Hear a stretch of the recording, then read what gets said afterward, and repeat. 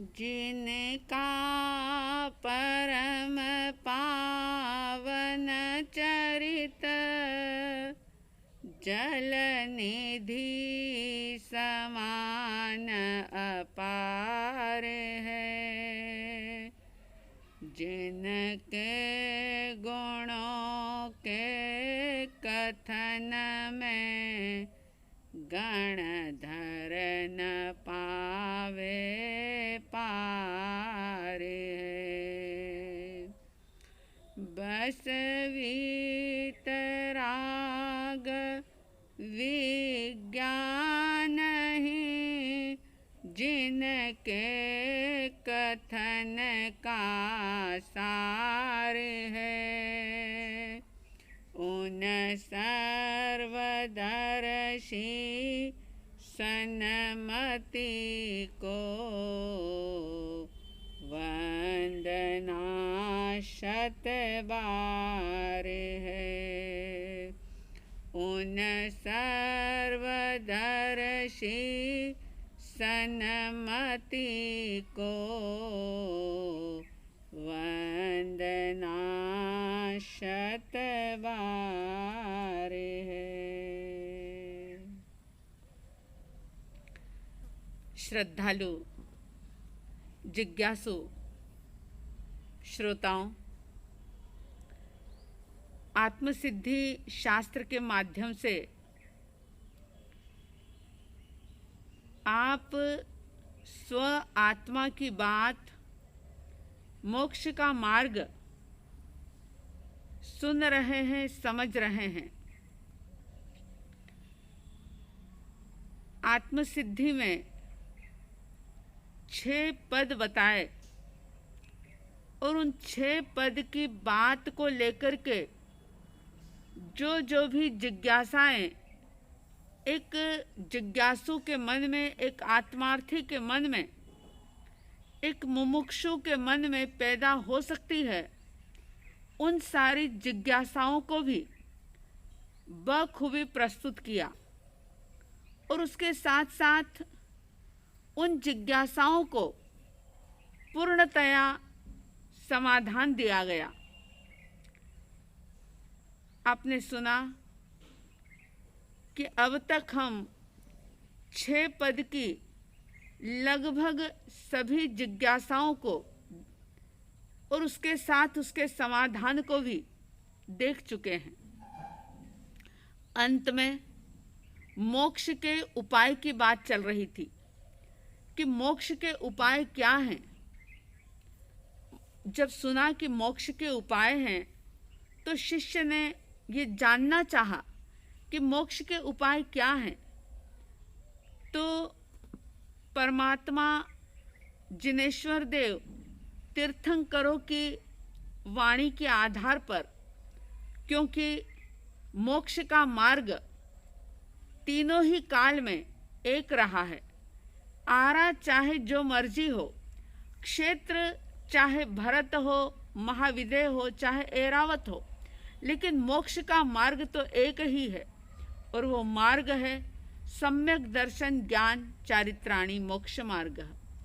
सम्यक दर्शन आत्मा की प्रतीति, सम्यक ज्ञान आत्मा का ज्ञान और सम्यक चारित्र उसी आत्मा के अंदर रमण करना, उसमें टिक जाना, वह सम्यक चारित्र है।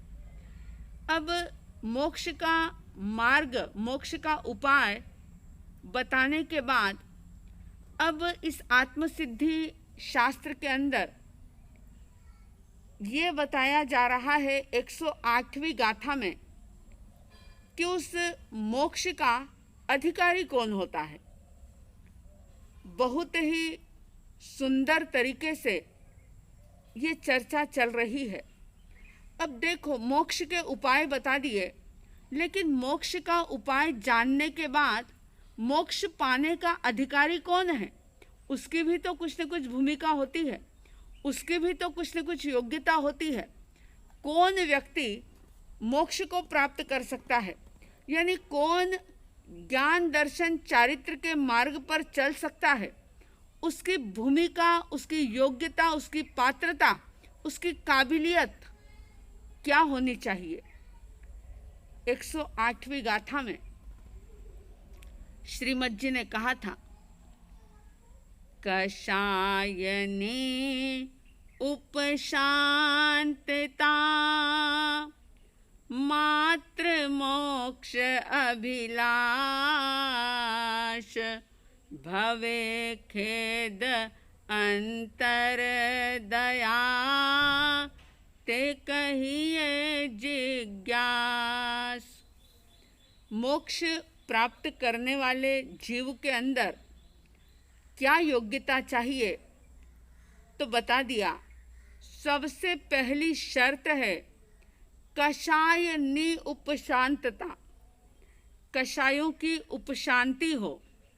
देखिए, गौर करना, अभी कषाय खत्म करने की बात नहीं कह रहे हैं, क्योंकि पिछले जन्म के कर्म के उदय के कारण से कषाय यानी क्रोध, मान, माया, लोभ चारों ही उदय में आ सकते हैं।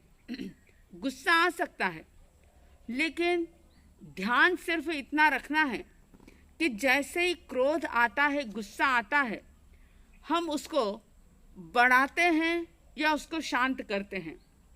ऐसे ही अहंकार, ऐसे ही माया और ऐसे ही लोभ जब भीतर से प्रकट होते हैं, कर्म के उदय के साथ साथ जब हम अहंकार का सेवन करते हैं, हम क्रोध में एकदम से आवेश में आ जाते हैं, सरलता को छोड़ करके छल कपट करने लग जाते हैं, जब संतोष की वृत्ति को छोड़ करके लोभ और लालच के अंदर फंस जाते हैं, तो उस समय में क्या होना चाहिए।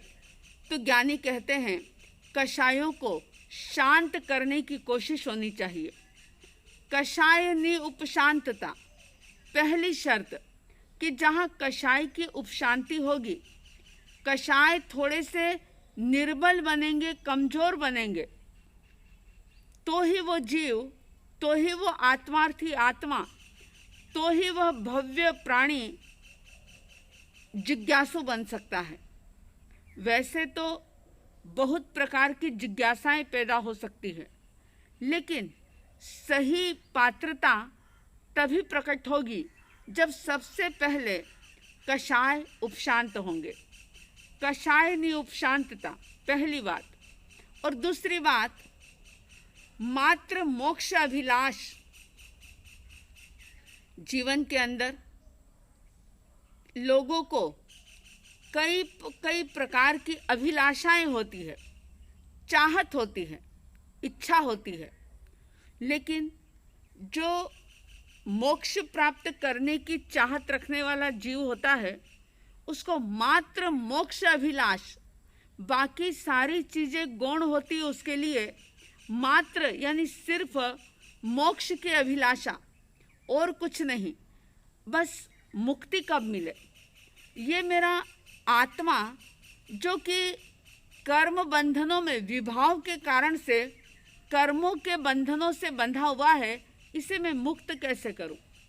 गुजराती में, गुजराती शब्द में बड़ा ही प्यारा भजन है और उसमें कहा है, बंधन बंधन झंखे मारू मन, पण आत्म झण के छुटकारो, मन दहशत छे आ झगड़ा मां, मन दहशत छे आ झगड़ा मां, थई जाय पुरो ना जन मारो, बंधन बंधन झंखे मारू मन।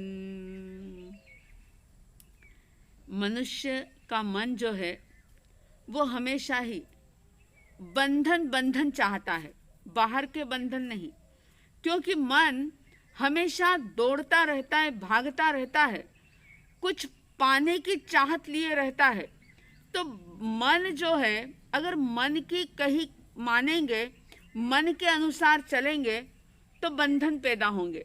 लेकिन आत्मा जो है वो इस बंधन से छुटकारा चाहती है। बंधन मन चाहता है और आत्मा इससे छुटकारा चाहती है। अब जीव ये कह रहा है कि मन दहशत छे, यानी मैं डर रहा हूँ कि इन दोनों के झगड़ों में, आत्मा और मन के, क्योंकि एक बंधन चाह रहा है और दूसरा मुक्ति चाह रहा है, तो इन दोनों के झगड़े में मेरा ये अनमोल जीवन ही कहीं खत्म ना हो जाए। कभी मन की सुनता है व्यक्ति, कभी सभी उसका ध्यान आत्मा की आवाज की तरफ जाता है। तो कहा कि कहीं ऐसा ना हो कि इन दोनों के झगड़ों में मेरा ये जन्म ही बीत जाए। ज्ञानी कहते हैं कषाय नि उपशांतता मात्र मोक्ष अभिलाष। जरा चेक करो अपने भीतर में कि अभिलाषाएं कितने प्रकार की है आपके मन में। एक दिन की भी अगर आप लिस्ट बनाने के लिए बैठोगे, हजारों चीजें हो जाएगी। क्या कभी मोक्ष की अभिलाषा मात्र, यानी सिर्फ मोक्ष की अभिलाषा कभी जागी है? ये मोक्ष के अधिकारी के लक्षण बताए जा रहे हैं। और शायद आपने गौर किया हो तो ये ही बात आत्मार्थी जीव के लक्षण में भी बताई थी। 38वीं गाथा में भी यही बात कही थी। बस थोड़ा सा अंतर आया था कि त्या आत्मार्थ निवास, और इसमें कह दिया कि यहाँ जिज्ञासा पैदा होती है, यानी कषाय की उपशांतता हो, मात्र मोक्ष की अभिलाषा हो। पहली बात, कषाय शांत हो, क्रोध मान माया लोभ थोड़े पतले हो, थोड़े मंद हो। अगर पिछले जन्म का हमें कुछ याद नहीं है तो कम से कम इस जीवन में 2, 4, 5, 10 साल पीछे का हम अपना जीवन देखें और आज का जीवन देखें कि कुछ कषाय कम हुए हैं या नहीं हुए, कि वैसा ही क्रोध, वैसा ही घमंड, वैसी ही मायाचारी, वैसा ही लोभ लालच आज भी चल रहा है, बड़ा है या हमने घटाया है। याद रख लेना, अगर घटाया है तो आप सही रास्ते पर हो, और अगर आपने इनको बढ़ाया है तो समझ लेना ये मनुष्य जीवन, ये मिला हुआ जिन शासन, ये सारी चीज़ें अनुकूल साधन, इनका हम दुरुपयोग करके दुर्गति की सीट रिजर्व कर रहे हैं। बात सुनने में कड़वी लग सकती है, लेकिन ये सत्य है, इसे मानना ही होगा। तो लक्षण बता रहे हैं जिज्ञासु जीव के, यानी मोक्ष के अधिकारी जीव के। कषाय शांत हो, सिर्फ और सिर्फ मोक्ष की अभिलाषा हो, सारी इच्छाएं गौण हो जाए मोक्ष की इच्छा के सामने, कि बस मुझे कैसे भी मुक्त होना है, अब बंधन में मैं रहना नहीं चाहता, ऐसी तड़फ जागे भीतर में। और मैंने कहा था कि जब प्यास गहन होती है, गहरी होती है, तो व्यक्ति पानी की तलाश कर ही लेता है। जब मोक्ष पाने की चाहत, जब प्यास तीव्र होगी, मोक्ष पाने की उत्कंठा तीव्र होगी, तो जरूर वह उस मंजिल को प्राप्त कर ही लेगा। तो पहला लक्षण याद रखें, कषाय शांत हो, मात्र मोक्ष अभिलाष, यानी मोक्ष की अभिलाषा हो। और तीसरी बात बता दी, भवे खेद, यानी दुख हो मन के अंदर।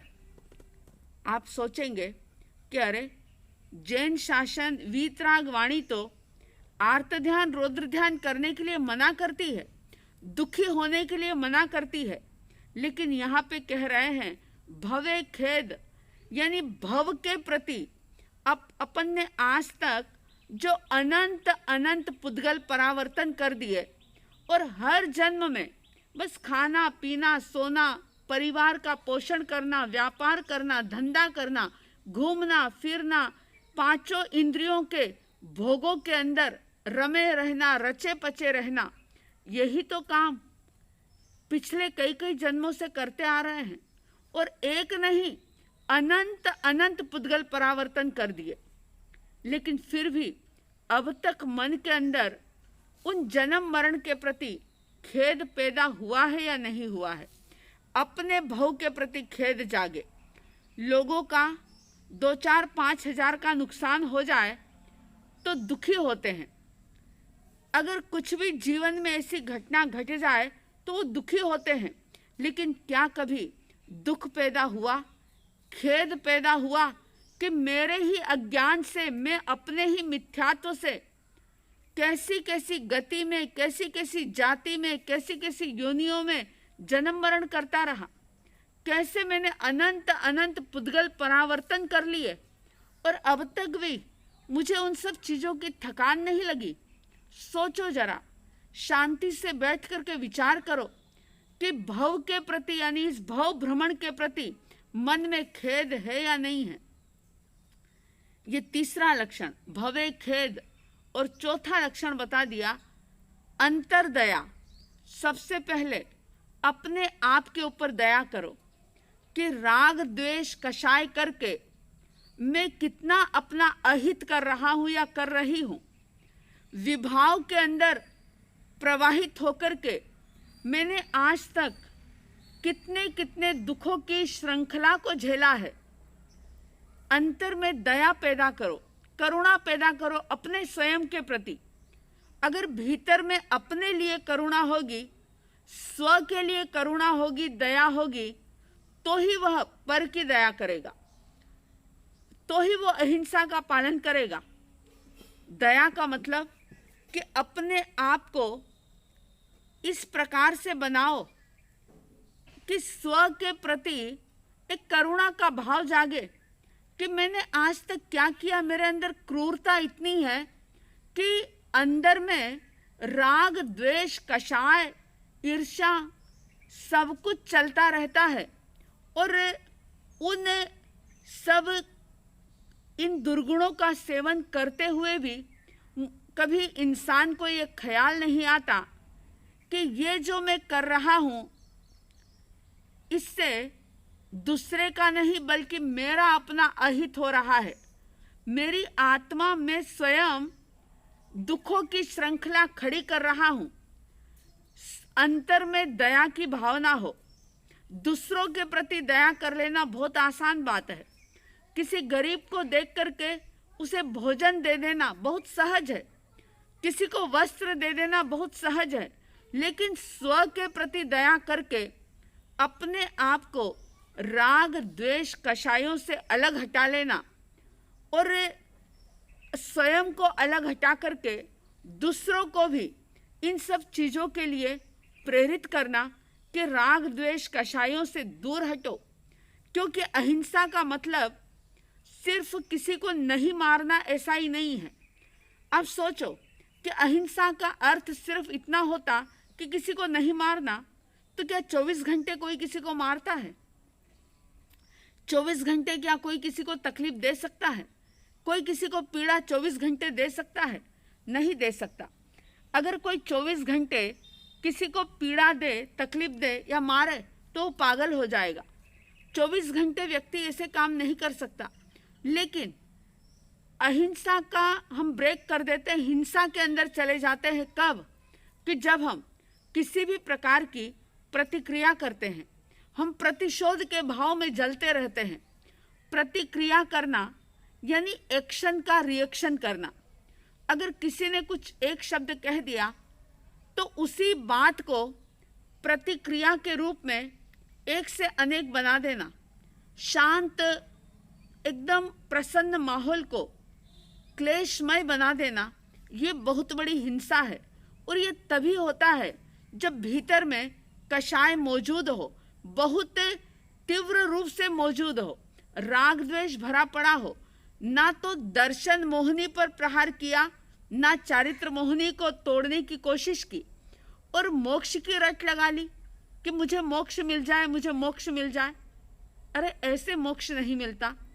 मोक्ष को पाने के लिए पहले अपना निरीक्षण तो करो कि कषाय की उपशांति है या नहीं है। और जब कषाय थोड़े मंद होते हैं, थोड़े कम होते हैं, खत्म तो बहुत बाद में होते हैं, यानी 12वें गुणस्थान के अंत में पूर्णतया कषाय खत्म होते हैं।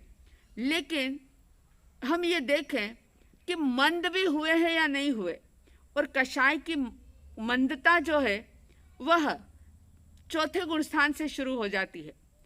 तो हम जहाँ आगे के गुणस्थानों की बात करते हैं, जरा देखें तो सही कि चौथा गुणस्थान भी जीवन में आया है या नहीं आया। बहुत ही सुंदर लक्षण बताए हैं जिज्ञासु बनने के, यानी मोक्ष का अधिकारी बनने के।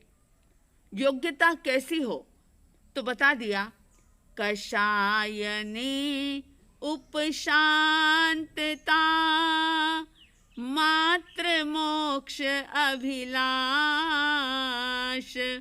भवे खेद अंतर दया ते कहिए जिज्ञास।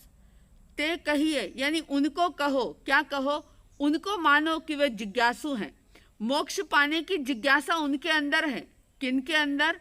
जिनके कषाय शांत हो, भव के प्रति खेद हो, एकमात्र मोक्ष की अभिलाषा हो और स्व की दया हो। जब तक स्व आत्मा के प्रति दया नहीं होगी, तब तक पर आत्मा के प्रति की गई दया, करुणा थोथी होगी, बेकार होगी। इसलिए पहले स्व का निरीक्षण करें कि स्व दया है या नहीं है। स्व दया करने पर हम राग द्वेष कषाय से दूर हटेंगे और ये सोचेंगे कि ये राग द्वेष कषाय मोह मिथ्यात्व, ये सारी चीजें जो हैं ये आत्मा को कमजोर बना रही है, भव भ्रमण करवा रही है। पहले मैं स्व आत्मा की दया करके इन शत्रुओं से इसे मुक्त कर लूं, थोड़ा शत्रुओं को कमजोर करने का पुरुषार्थ कर लूं। और ऐसा जो सोचेगा सचमुच वो जिज्ञासु बनेगा।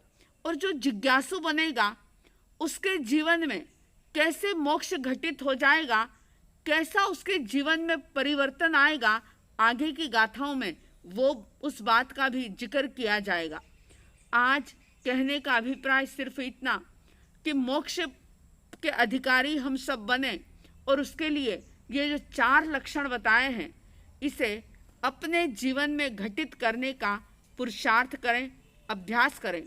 आप सभी के कषाय मंद हो, मोक्ष की अभिलाषा भीतर में जागे और भीतर में दया और करुणा की भावना हो, ऐसे आप जिज्ञासु बने। साध्वी द्वय की तरफ से हार्दिक हार्दिक शुभ मंगल कामनाओं के साथ, भावनाओं के साथ। जय प्रभु महावीर, जय गुरु आनंद।